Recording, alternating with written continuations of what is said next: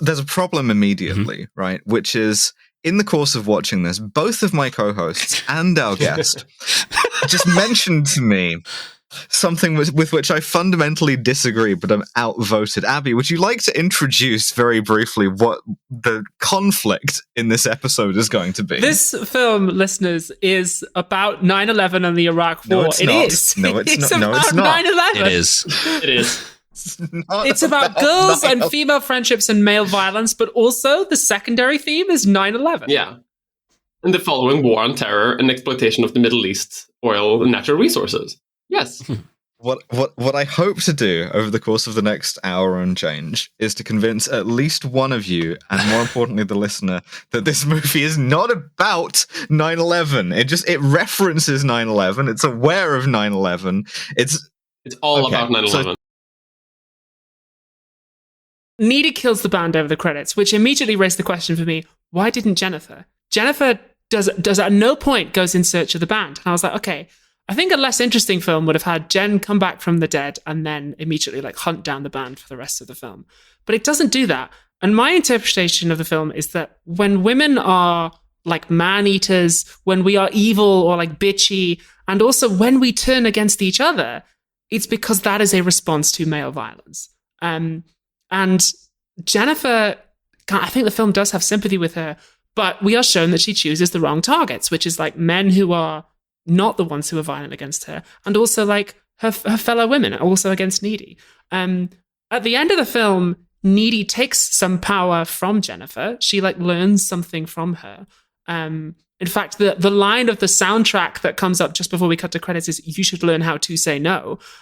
So I think that Needy learns that actually having that kind of power, having that kind of no, having that kind of like fuck you men attitude is appropriate when it's used against the correct targets. I think that's the main theme of the film. That's the kind of feminist theme.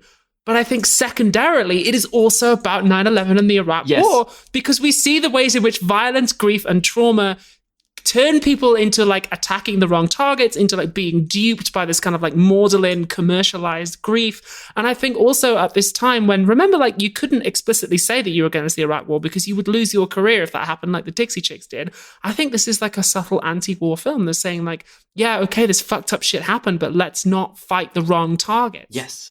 So that's why I think this film is about 9/11. I would even take it even further actually and say that it's actually like revolutionary anti-war, like encouraging that, saying that Needy, like as a representation of the American public, can take the knowledge or take the tools that have been used against like the wrong targets, and like and to sort of stop the cycle of terror has to sort of like use that against the correct target, as you say, which is the band, which is a representation of the military-industrial complex, because they are sort of the cause of it. And that is also why Jennifer is incapable of doing that, because thematically, the band is the source of her power and has corrupted her and caused her to cause all the sort of mayhem and chaos and death that she initially doesn't want to do, but has been sort of like warped and forced into doing due to someone else.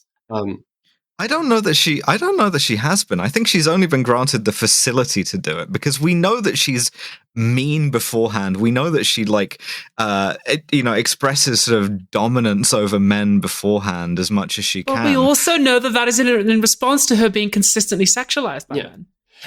Because I think the really important part is that her first victim is someone who is sort of like coded is a brown person.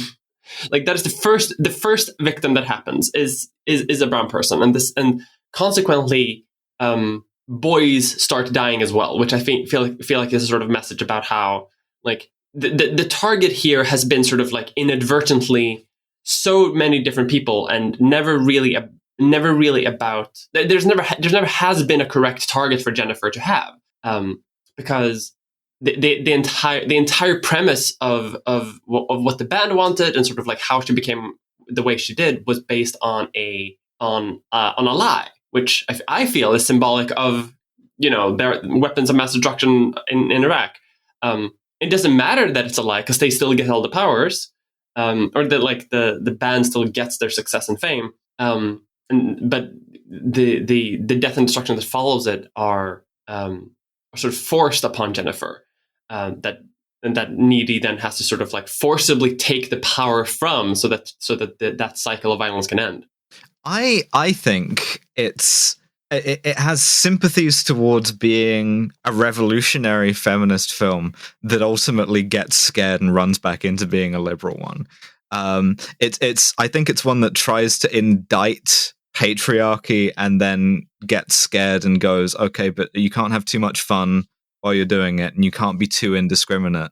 And there's, there's a way to sort of like revenge yourself smarter, not harder, as it were. I also think it's a transgender ass movie.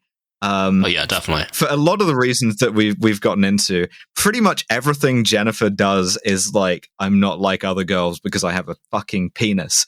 She is sort of like granted this satanic masculine power. I will also remind you about fucking depictions of various demons as hermaphroditic. I think it's like borderline explicit. She starts becoming more sort of like male coded as she becomes more monstrous, and I think she is able to use that in a way that is like avenging, in a way that the movie frightens itself with. I don't know. I don't think she does become more male coded, because it would have been very, very easy, for instance, in like the prom, when she's in her prom dress, to have her like wearing a kind of like femme suit or something if you wanted to do that. But she remains very femme throughout. She even becomes more feminine, like in her more sort of final demonic form when she's powerful. Yeah. On the other hand, when Needy becomes more powerful, she becomes Butcher, right? She's wearing the fucking hoodie. She's got the box cutter from Home Depot. I don't know. I don't think it's about 9/11. I still don't think it's about 9/11. You're wrong. Possibly.